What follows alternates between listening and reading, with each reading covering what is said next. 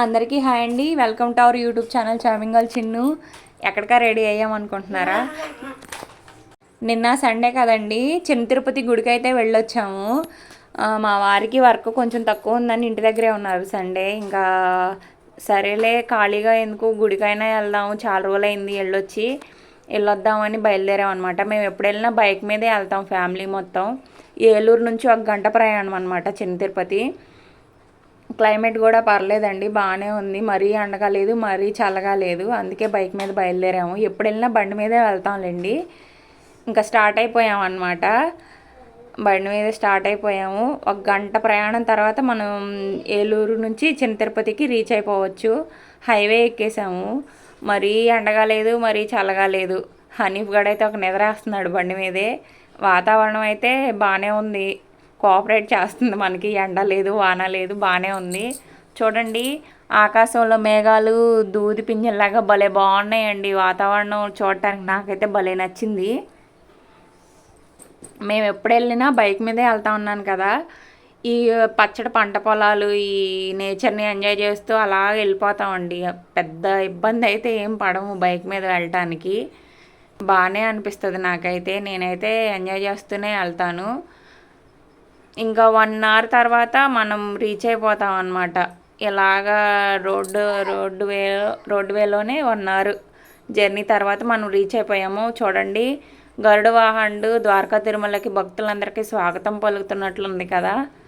Reach అయిపోయాం. Bike మీద డైరెక్ట్గా పైకి కొండపైకి వెళ్ళిపోతామండి. మెట్ల మార్గం నుంచి అయితే మేము ఎప్పుడూ వెళ్ళలేదు.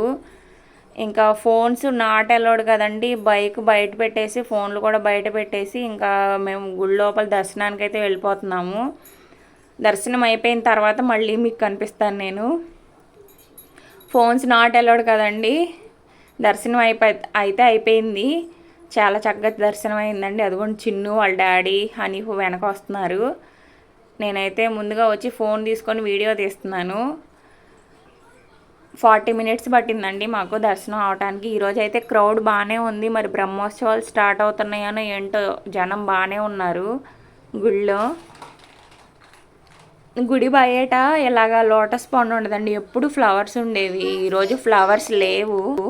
టాటాయిస్లు కూడా ఉంటాయండి లోపల. టాటాయిస్లకు నేను వీడియో తీస్తున్నాను తెలిసిందో ఏంటో, అవి కూడా బయటికి రాలేదు. చాలా బాగుంటుంది. చిన్ను చూడండి ఆ పైన ఎక్కి ఆడుతుంది అనమాట. అదిగోండి ఆడుతుంది. వాళ్ళ డాడీ హనీఫ్ వచ్చేలోపు మేము చిన్న వీడియో క్లిప్స్ అనేవి నేను క్యాప్చర్ చేస్తున్నాను. ఇది గుడి బయట ఆవరణ అనమాట. చూడండి, ఇంక వాళ్ళ డాడీ కూడా వచ్చేసాడు పిల్లల్ని హనీఫ్ని తీసుకొని. మేము డైరెక్ట్గా భోజనశాల దగ్గరికి వెళ్ళి భోజనం చేసి ఇంక రిటర్న్ అయిపోతాము. చూడండి, వాడు ముందు పరిగెడుతున్నాడు. అవి కొనివ్వండి, ఇవి కొనివ్వండి అని గొడవ. ఇదిగోండి, స్వామివారి రూపం ఇలా ఉంటుంది కదండి, అబ్జర్వ్ చేయండి. నేను ఇంకొక వీడియోలో తర్వాత నేను ఆ స్వామివారికి 2 ముఖాలు ఉంటాయి కదా, దానికి కారణం ఈరోజు తెలుసుకున్నాను అనమాట. నేను వేరే వీడియోలో అది పోస్ట్ చేస్తాను, చూద్దాము. చూడండి, ఇక్కడ షాపులు అటువైపు ఇటువైపు షాపులు సందడిగా ఉంది. ఇది వరకు గోశాల లోపల ఉండేదండి, ఇప్పుడు మరి బయటికి షిఫ్ట్ చేశారు. గోశాల అనమాట ఇది వరకు గోశాల మీదుగా క్యూ లైన్ ఉండేది స్వామివారి దగ్గరికి, ఇప్పుడు మార్చారు. అదిగోండి వెహికల్స్ వెళ్తున్నాయి కదా, అటువైపోయిన అనమాట అన్నదానశాల. పచ్చడి మొక్కలు చక్కగా అరేంజ్ చేశారండి ఇక్కడ.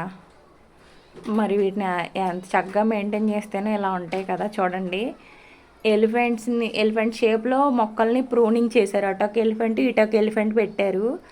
చాలా బాగున్నాయి, నాకైతే చూడటానికి చాలా నచ్చినాయి. అసలు వాటిని మెయింటైన్ చేయడం చాలా కష్టం నన్ను అడిగితే. ఇదిగోండి, ఈ గాలిగోపురాల దారి గుండా మనం లోపలికి వెళ్తాం అనమాట. మేము ఇంక బయటకు వచ్చేసాం కదా, భోజనానికి బయలుదేరుతున్నాము. భోజనానికి వెళ్ళొచ్చిన తర్వాత ఇంకా రిటర్న్ అయిపోతాము. ఈ వేలో మనం పైకి వెళ్తే అక్కడ అన్నదానశాల ఉంటుంది, ఫ్రీగా భోజనం పెడతారు అక్కడ. భోజనం చేసి వచ్చేసామండి. చూడండి, ఇక్కడ రోడ్డు పక్కన ఇలాగ అరేంజ్ చేశారు స్వామివారి నామాలు, వెంకన్న నామాలు, చూడండి అక్కడ లోపల స్వామివారు ఉన్నట్లు, పైనుంచి ఆవు పొదుగులో నుంచి పాలు తాగుతున్నట్లు ఉంది కదా. దీని మొత్తానికి ఒక చిన్న హిస్టరీ ఉందండి. ఆ హిస్టరీ నేను నెక్స్ట్ వీడియోలో తప్పకుండా పోస్ట్ చేస్తాను.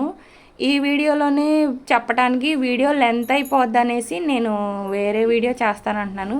ఖచ్చితంగా ఈ వీడియో పోస్ట్ చేసిన నెక్స్ట్ డేనే ద్వారకా తిరుమల క్షేత్ర స్థల పురాణం గురించి నేను ఒక వీడియో చేసి పోస్ట్ చేస్తాను.